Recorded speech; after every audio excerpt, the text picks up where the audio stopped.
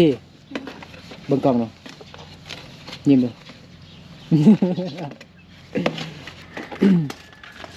แดดฮ้อนเนาะพี่เนาะโอเคต่อไปน้องทีสิไปรักมะม่วงเด้อไปพี่หนูเอาไปแล้วยังบ่มียังกินเถอะบ่ต้นแรงนี่นะน้องทีเนาะยังนั่นบอกเอาไปเบิ่งนึงได้บ่เบิ่งธรรมชาติเนาะวิวทิวทัศน์ลำธารภูเขาพี่น้องเนาะพี่ขาวก็บอกนึกสำเนาะน้องทีน่าจะใส่ครีมนาโนดีใส่ครีมยังนะใส่ใจเขาไม่ได้ใส่ยังใส่ใจได้แต่มองใส่มองได้ทั้งป่าใส่ใจที่นินนาสิพาไปกินแกงมายัง ฮะแกงหน่ออันนี้มันลุงการบ่ต้องให้มีค่าขนมเลยได้เนาะมาฝากน้องวัสันน้องทีมากินขนมอยู่ป่ะกินกินดีวัสันเด้อ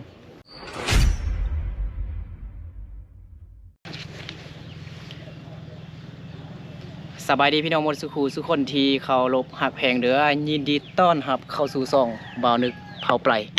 คือเก่าพี่น้องเนาะจุดประสงค์มื้อนี้แม่นบ่าวนึกว่าสิไป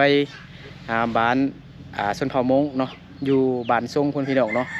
จะเป็นเส้นทางแดงโค้งไปพุ่นแล้วก็ไปฮอดทางล่วงทางใหญ่พุ่นพี่น้องเนาะแต่ว่าพอดีบังเอิญเจอใส่ ผู้สาวอยู่ในบ้านนี่พี่น้องเนาะบ้านดงล่วงเมืองเพียงแขวงสัญญาบุรีสปปลาวเหนือพี่น้องเนาะสาวคนนี้FC ที่เคยได้เบิ่งคลิปเก่าของเบานึกน่าจะฮู้เนาะว่าน้องคนนี้เป็นไผขนาดเนาะ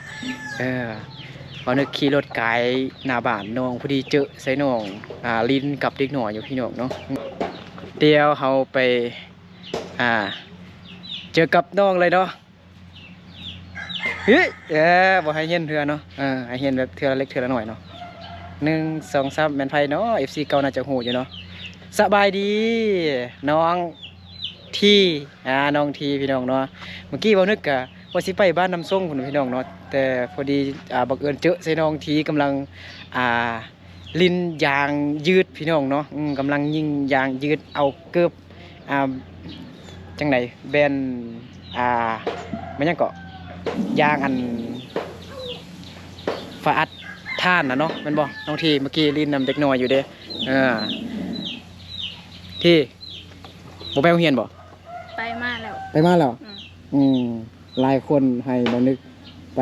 ลิ้นนำน้องที่ได้ว่าซั่นเนาะพอดีน้องที่ก็จังได๋ว่าแซดหาน้องที่บ่ได้เด้เป็นหยังโทรศัพท์โพสแล้วบ่แม่นฮอตเป็นปีแล้วบ่คือทักหาน้องที่บ่ได้เด้บ่มีโทรศัพท์บ่โอ้อดลิ้นแล้วเนาะน้องทีเอ้ยเดี๋ยวเฮามาเบิ่งน้องทีเฮ็ดหยังมื้อนี้เนาะหลังจากเลิกโรงเรียนนะน้องทีสิน่ะล้างหวยไปนำน้องทีไปเนาะเสร็จหาน้องทีก็บ่ได้จักเทื่อเด้อเป็นหยังว่าสิมาลินนำน้องทีเด้นะแต่ว่าน้องทีว่าโทรศัพท์ปุ๊ดแล้วพี่น้องเนาะตั้งแต่ได้เป็น2 เดือนแล้วเด้ที่บ่นึกทักหาน้องทีแต่น้องทีบ่ตอบเพราะว่าโทรศัพท์น้องทีปุ๊ดแล้วพี่น้องเนาะน้องทีสิล้างถ้วยพี่น้องเนาะ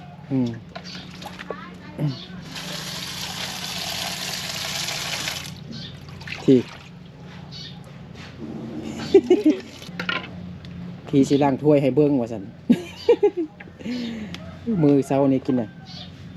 น้องทีแม่นกินเห็ดแม่เอาเห็ดมาจากให้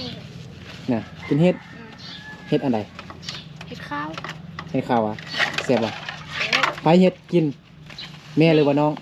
เนาะน้องทีได้บ่เห็ดแล้วนึงเขา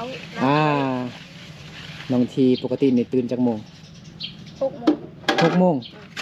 กินช่วยค่ะบางทีเนี่ยแบบหัวแบบอมตะขนาดอะไรทุกคนเนาะคือเมื่อนั้น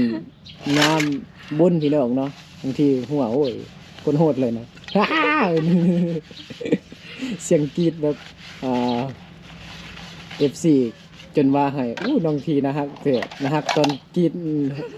หัวฮ่าเออ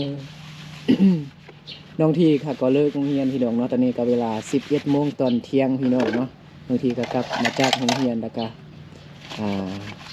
มาเฮ็ดเวียกเฮือนเนาะเมื่อกี้เนี่ยก็ไปดินอยู่พุ่นเนาะเบานึกเห็นแล้วก็เห็นลิ้นอยู่นำเด็กน้อยเด้คือบ่เฮ็ดเวียกวะน้องทีเนาะเบานึกก็เลยไหลน้องทีมาล้างถ้วยล้างบ่วงล้างหม้อล้างจาน พี่ แล้วเฮ็ดแนวใดยังบ่มีโทรศัพท์ผู้บ่าวเซตหาได้จังได๋ บ่มี บ่มีผู้บ่าว อืม ตัวทีบอกว่าบางทีงามปานนี้ว่าบ่มีผู้บ่าวเด้ ให้ขี้ลายปานนี้ได้ยัง ขี้ลายปานนี้ไผสิเอาว่าซั่น เฮ้ยน่าจะเป็นผู้สาวงามประจำหมู่บ้านนี่ติบางทีนะเนาะยิ้มก็งามปากก็หวานเนาะเว้าหวานกรีดก็เสียงดัง ห่วย แล้วตอนเที่ยงนี่น้องทีสิเฮ็ดหยังกินนี่ บ่ฮู้เพื่อ บ่ฮู้เถอะคือเฮาไปเก็บมะม่วงเขาบ่มากินกับข้าวก็ได้มันบ่ได้บ่ ได้ ได้เนาะน้องเคยกินกับข้าวบ่ เคย อันมะม่วงอ่อนนะแม่นบ่มะม่วงอ่อนได้บ่แม่นมะม่วงสุกเด้มะม่วงเฮิมมันบ่แม่นเฮิมมันก็ยามนี้ก็มะม่วงมันก็กำลังเป็นบ่าวเป็นสาวเนาะ ครับ ถ้าสิเทียบแบบคือคนคืออันสัตว์มันยังไงนะเป็นบ่าวเป็นสาวมันแบบมันยังบ่แก่เท่าเนาะมันกำลังอ่อนกำลังกรอบๆดีเนาะกินกรอบๆดีบางทีมีต้นมะม่วงบ่ มีแหละ มีอยู่ ส่วนมีส่วนพุ่นนะ อืม ส่วนอยู่ทางไหน ข้างในอยู่ ทางล่างพุ่นนะ สอง โอ้ ต้น จักหน่อยเฮาไปเก็บมากินหน่อยเนาะ มักมันเบิดแล้ว เอามากเบิดแล้วบางทีกินกับข้าวตลอดที่บ่มีหยังกิน เสร็จแล้วบางทีได้ฮอด2 เดือนแล้วติเนาะบ่เห็นน้องทีตอบเลยเป็นหยังเนาะเจอใส่น้องทีตัวจริงแล้วมาถามเบิ่งเป็นหยังน้องคือบอกตอบเสร็จไอ้นึกเลยน้องทีว่าโทรศัพท์ปวดแล้วโดนแล้วไปแปลงก็บ่มีเงินไปแปลงว่าซั่น ไปแปลงเขาว่า ไปแปลงเหรอ แปลงบ่ได้ แปลงบ่ได้ อืม โอ้ดีตนเด้อ อดลินโทรศัพท์บัดนี้ไปโรงเรียนเด้อยู่ห้องหั่นบ่ได้สร้างกลุ่มบ่กลุ่มเซตหากันนะ สร้างอะไร สร้างแต่ว่าเฮ็ดจังได๋น้องเบิ่งนำเข้าเอา เวลาอาจารย์เอาเวียกบ้านเอาให้เฮ็ดออกให้งานต่างๆนะเฮ็ดจังได๋บ่ฮู้เลย บ่ฮู้เรื่องนำเขาเลย บ่ฮู้เรื่องนำเข้าเลย ตั้งแต่ซัพพอร์ตวันนี้ โอ้ได้เดือนแล้วเด้อน้อง ลดแล้ว ฮอด2 เดือนแล้วบ่ หรือว่าไกลบ่ เกือบโล เกือบแล้ว อืม โอ้เกือบ2 เดือนแล้วว่าซั่นพี่น้องเนาะพี่ต้นเด้ เดี๋ยวไอ้นึกสิไปซอกโทรศัพท์ยางมาเนาะโทรศัพท์เด็กน้อยอัน ในน้องที เอาไอ้นึกยังบ่มีงบเลยเนาะหรือว่า FC เนาะถ้าใครใจดีนะผู้บ่าวก็ เบิ่งเอาน่ะเนาะน้องทีว่าบ่มีโทรศัพท์ลิ้นว่าซั่น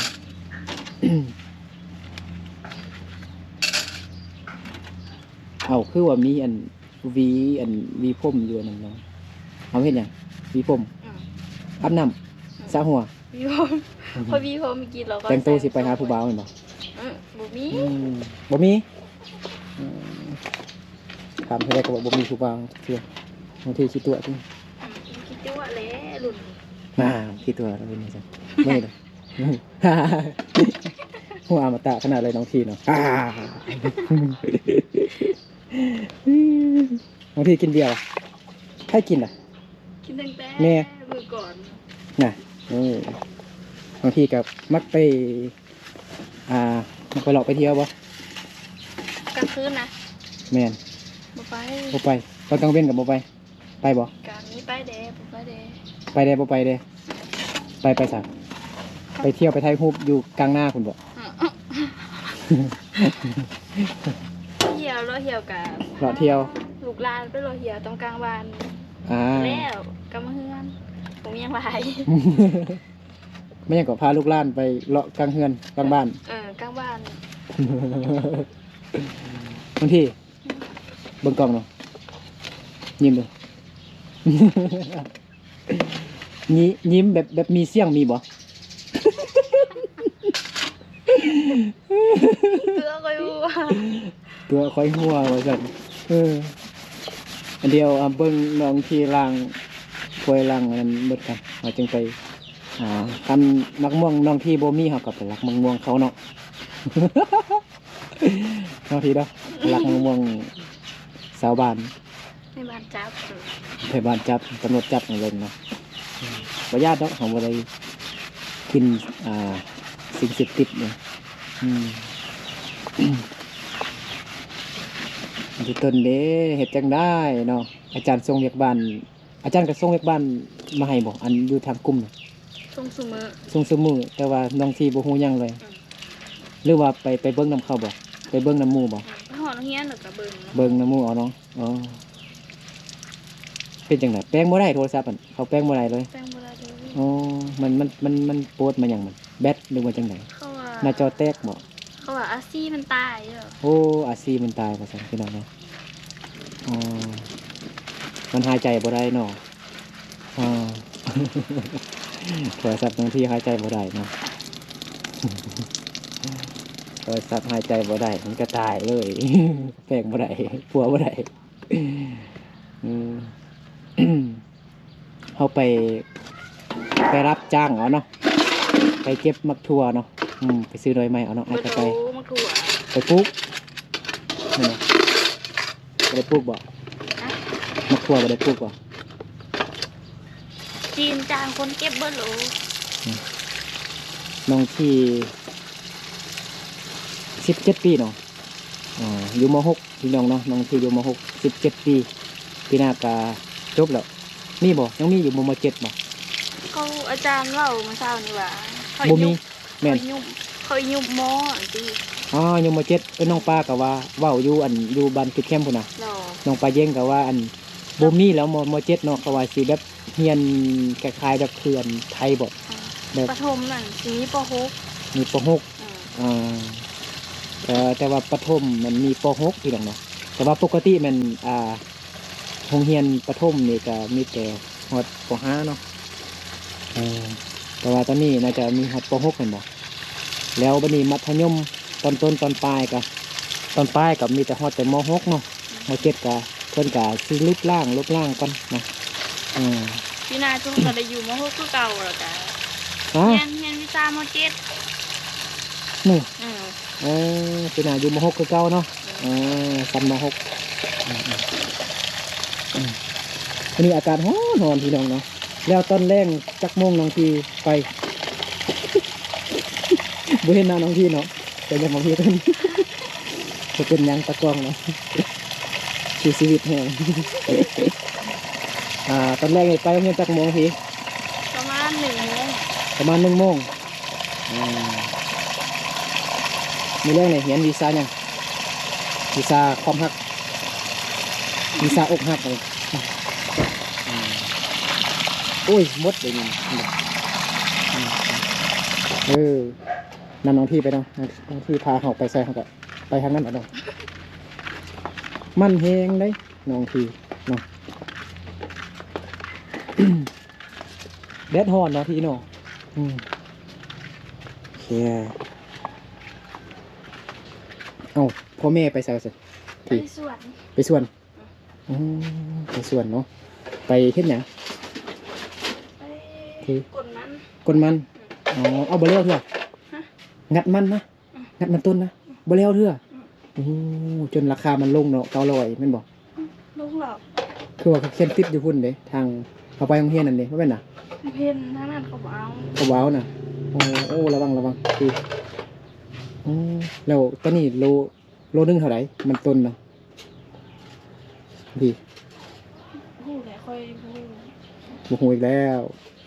บูฮูคืออันน้องน้ำฝนมันทำน้องฝนทำยังกับว่าบูฮูทำราคามันต้นตัวเองไปเฮ็ดตลอดบูฮูใช่ ไปอยู่ ประมาณเท่าไหร่ประมาณ1,000 ป้ายบ่ ต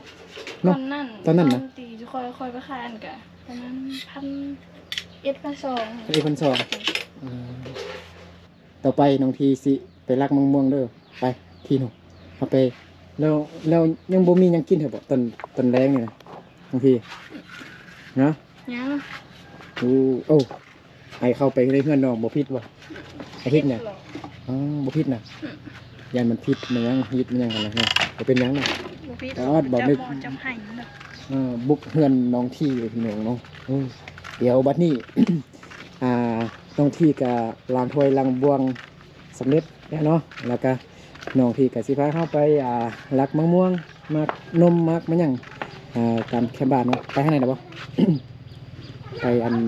ถามซื้อมะม่วงน้ำเพื่อนเนาะความจริงเราเอาไปซื้อเอาพี่น้องเนาะ อันนี้รถไถไผนี่รถน้องบ่โมเมนต์นะพี่ คนมีแต่รถสิ่ง บางทีมีแต่รถซิงนะ บางทีขับรถซิงเป็นบ่ฮะ บ่เป็น บ่เป็น ใส่ต้นหมกม่วงมากินเราเห็นเนี่ยของอันไผ่นี่เนี่ย ในฮูบ ฮะ ในฮูบ ในโฮม อืม เขาขายบ่จัก3 หน่วย2 หน่วยเดี๋ยวคือว่ามีทางเข้าไปนี่นะไปนาบ่นั่นบ่เอาไปเบิ่งบึ้งไหนบ่เบิ่งธรรมชาติเนาะวิวทิวทัศน์ลำธารภูเขาพี่น้องเนาะต้นอันนี้เป็นต้นมักนมแม่นบ่ อืม ไอ้ก็เห็นอยู่เมื่อกี้ไอ้ว่าสิลักคันบ่มีมากเขาก็สิลักต้นนี่ล่ะเนาะพี่เนาะ มากโหล นางมื้อแล้วเนาะ ก่อนสงกรานต์มากว่าเต็มต้นเลย วันเสาร์วันอาทิตย์วันพักโรงเรียนน้องที่ไปยัง ไปสวด ไปสวนสวนหยัง ไป ต้นดอกไม้ มัน สวนมันต้นมันอันนี้น้ำเพียงก็เนาะ น้ำเพียง น้ำเคยท่วมบ่ เคย เคยอยู่นะเดี๋ยวเราไปเบิ่งอันเพิ่นเฮ็ดหยังอยู่พุ่นเนาะพี่เนาะ โดย เขาเฮ็ดหยังพุ่นน่ะเขาไถนาบ่ โบ หึ เข้า เขาเฮ็ดหยัง เข้า เกี่ยวเขา เออ อ๋อเกี่ยวเขาอ่ะโอ้ เลย เกี่ยวเขาทันสมัยแฮงพี่น้องเนาะเอารถเกี่ยวเขาเลยเนาะเดี๋ยวเขาอยู่นี่ก็ได้เนาะเบิ่งอ๋อนี่พี่น้องเนาะโอ้วิวทิวทัศน์ลำธารภูเขาหน้างามแฮงพี่น้องเนาะงามคือน้องที่เลยเนาะพี่เงียบงามๆดูเนาะFC หลายคนให้บ่นึกมาถ่ายน้องที่กับมาถ่ายน้องที่แบบเต็มสบับเลยเด้อ เพราะอันนี้มันเข้าไปอยู่บ่อันนี้นะ คุณเจ้าของ จ้ะ เกี่ยวเข้าอยู่ คนนะอันนี้เป็นส่วนที่ซื้อเนาะอ๋อ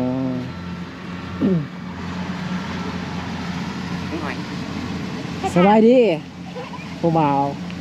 สาวน้อยผู้บ่าวน้อยนี่อันนี้เป็นน้องบ่ใครหมู่บ่แม่นเป็นแฟนกันบ่นุ่งเสื้อคู่เองเนาะผู้บ่าวผู้สาวน้อยสมัยนี้พี่น้องเนาะนี่สิละเนาะไพ่เบิ่งเฮาอยู่พุ่นนะ นี่นั่งอยู่คันใดกันเล็กน้อยหรือผู้ใหญ่ น้อย เล็กน้อยวะเอาเขายังอยู่เงินนี่อยู่เลิกเขามาลิ้นซื่อๆอยู่เขาบุเพลงเนาะคันฝนตกเดี๋ยวเขามันบ่นั่นบ่ล่ะ เขาอยู่แบบนี้ นะโอ้จับมาดูละที่จับดู มันโบกัสเหรอ มันบ่กัดนะมันโบกัส ยาเนาะเนาะ มันโบกัสกาวแข็งเนาะ กับเรา กัดเนาะเอารถซิ่งเข้ามาคันเลยเมื่อกี้เขากำลังเว้าเรื่องอันนี้พี่น้องเนาะมันฝนตกมันบ่อันนั้นบ่มันบ่เปียกบ่ดิอันที เจ้าของเขาไปอยู่เพื่อนเทิงพุ่นเหรอ อ๋อเขาบอกเขาบุกล้าอยู่อันที่ เขาบ่กล้าอยู่นี่มักม่วงซื้อน้ำน่องนี่ได้บ่นี่จะคล้องเลยเห็นบ่ เขาแมน บ่แม่นเอาไปรักอยู่เฮือนเขานี่ รักอยู่เฮือนเขาเด้เนาะโอเคครับบัดนี้เอาไปเจ้าของอยู่พุ่นเนาะแม่นบ่โอ้แสดงว่าสิซื้ออันจักเล็กจักหน่อยเนาะนี่เนาะเจ้าของบ่อยู่เนาะรักเอาเนาะ เจ้าของบ่อยู่รักเอาเนาะโอ้หัวนี่มันนั่นไปแล้วเนาะมั้งหมดเลยนี่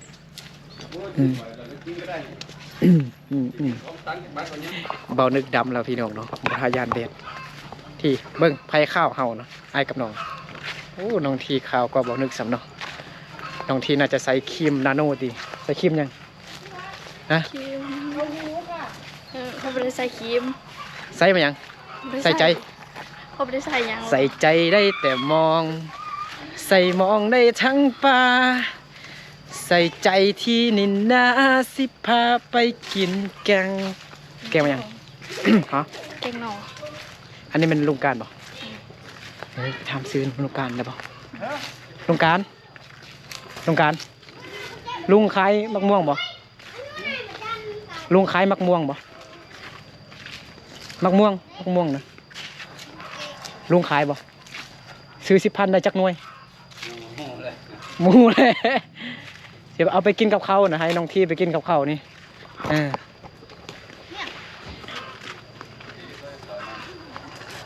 โจรจับเด็กน้อย เอาคนเตี้ยถึงติดแต้อยู่เหรอ เบิ่งเด็กน้อยยอมพุ่มมาไปเหียนบนเด็กน้อยในจักน้อย10,000นะลุงโอ้มักม่วงลุงโคตรลายเลยนะ มาซื้อ10,000เอาเนาะหน่วยเดียวก็ได้10,000หน่วยนึงก็ได้ได้บ่ กินอิ่ม ขายบ่ฮะบ่ฮู้เลยกินอิ่มบ่น้องทีเด็กน้อยเป็นไอบ่เป็นไอบ่คันบ่ไอก็สิแจกขนมอมเอาโจรจับเด็กน้อย เอาอายอกซื่อๆบ่แม่นโจร เอาใครยังบ่ทันได้ยกมือขึ้นมาเอาเฮ็ดจังไดเอาของจากคนอื่นมาจังไดเฮ็ดจังไดฮะน่ะเอาใครยังบ่ทันได้เด้อเอาของจากคนอื่นเฮ็ดจังไดในครูซ่อนบ่ ใจ ขอบใจคุณเด้มา ตา มุกตา กี้ บ่เป็นโจรจับเด็กน้อย ใจดิ ได้บ่ได้บ่ นั่นตัวทาง เอาโอ้ยสิให้แล้วติฮะบ่เป็นไอติเจ็บคอแล้วบ่ให้กินเลยมานี่ใครย่านแล้วบ่ได้กินนะ เลย เอามันสิหมดเอาได้ใครบ่ทันก็บ่ได้กินได้เนาะต้นเผ็ดมากอกขอบใจเด้อโอเคให้น้องที่มาแม่นอันนี้ก่อนก็ได้กินไปสิ โอ้น้องที่ ต้นไม้เนี่ยนี่ มาไฟ นับยัง ต้นมาไฟ หมักไฟอ๋อหมักไฟนะจับแล้วไหมบ่ เอา บ่ไหม ตัวมาไหม้เลยค่ะ ที่จับบักเนื้อไหมบ่หมักไฟ ไม่ หมักไฟอยู่ป้านหลายก็น้องแม่นบ่แม่นตัวอันฮะน้องมองนะบางทีจับแม่น้องเป็นนางเอกนะ เขาได้นี่นะลุง แต่ ฮะ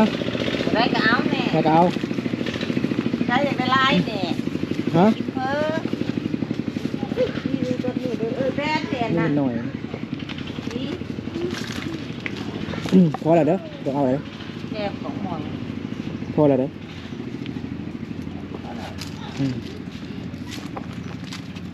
มีเงินหน่อยปะ นี่โยงใบเดียวนี่ ฮะมะม่วงให้ได้ฉัน ได้ก็เอาแน่ ให้ได้ก็เอาเมื่อฉันบ้านนั้นเปลี่ยนเงินเอาให้เด้อ อืม โอเคสิขายร้านหนึงให้เฮานะ ไทยลาดมันจะบอกว่าไทยแท้จะมาได้เยอะ อืมไปที่เอาไปตามกินเนาะอยู่อันเพื่อนครัวน้องมากินเลยตำสุกเซ่บ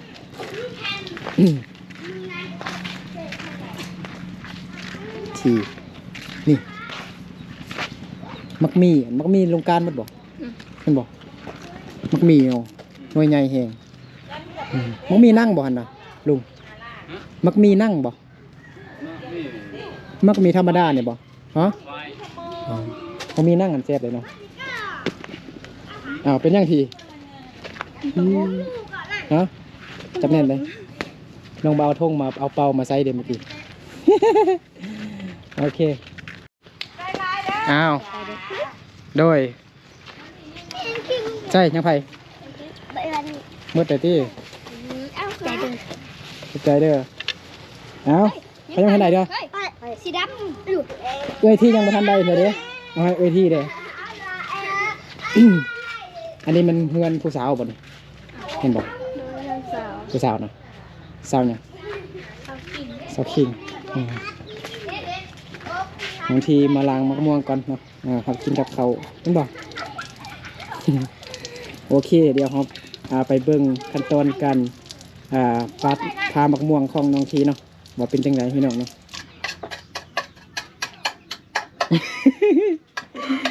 ทียิ้มดูน้องทีพามะม่วงอะไรล่ะบ่กล้ากินอันมักเผ็ดหลายยาอันสุดท้องพี่น้องเนาะกินน้อยๆเอาเนาะใส่น้ำบ่ใส่ก็ได้เนาะน้องพากินเลย ความจริงเราเราบ่กินกับเขาก็ได้กินละลาวเนาะมากินซีมือของน้องที่ว่าเสียบบ่เนาะเป็นอยู่ในบ้านเท่านี้แม่นส่วนหลายส่วนเผาอย่าง เขาย้วน พอยวนส่วนหลายเนาะหลายกว่าหมู่บ่ เขาล้าวส่วนย่อส่วนน้อย อ๋อมีกระหมูบ่ มี กระหมูก็มีม่งนี่มีบ่ มีหมู มีแต่กระหมูยวนแล้วก็ละลูกมันบ่น้องที่เลยส่วนเผาอย่าง ส่วนเขาย้วน หัวยวนเนาะยวนทีแบบ น่ารักที่สุดเนาะบ่เอากินมึงดูพาจะไปกินหน่อยกับพาไล่ก็ได้เอาซิมดูกินดูส้มหรือว่านบางทีส้มหรือว่านอ้าวฮึบ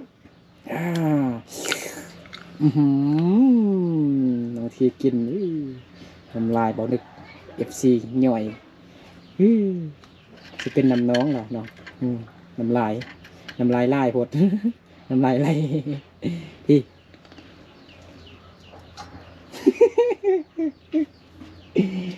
เดี๋ยวเบิ่งน้องทีกินก่อน เป็นยังไงส้มหรือว่านฟัด ส้ม ส้มส้มซะเอาหาอันหนึงแล้วมาไปล้างมือกันได้เนาะกินเองเดี๋ยวบนึกจะลองซีมเบิ่งดูนะมันก็เป็นจังไดพี่น้องเนาะ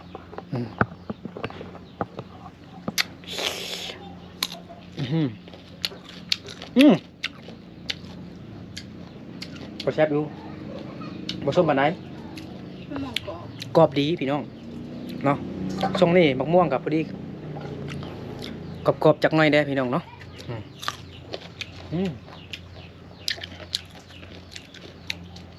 แซ่บ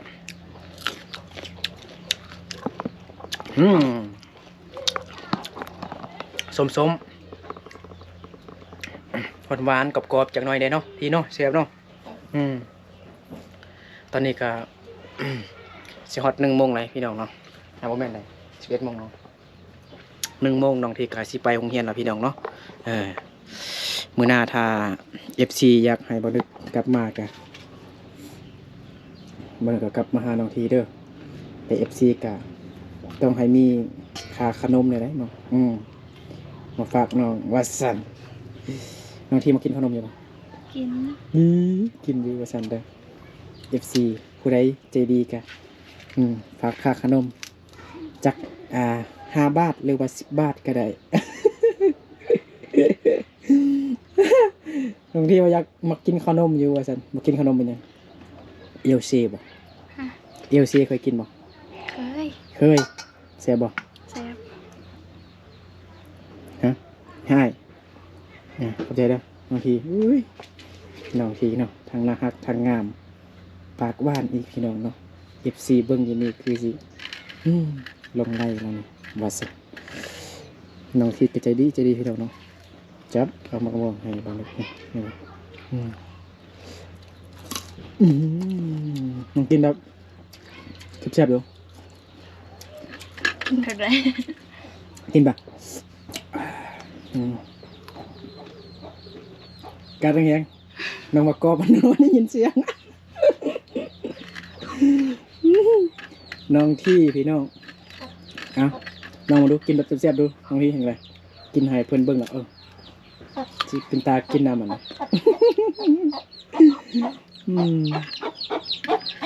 เสียบเนาะอันนี้ใกล้น้องทีบ่ โดย จักตู ลายอยู่ ลายอยู่น้องทีลองหัวมือจักบาทดู น้องทีหัวแบบอลังการขนาดเลยพี่น้องเนาะ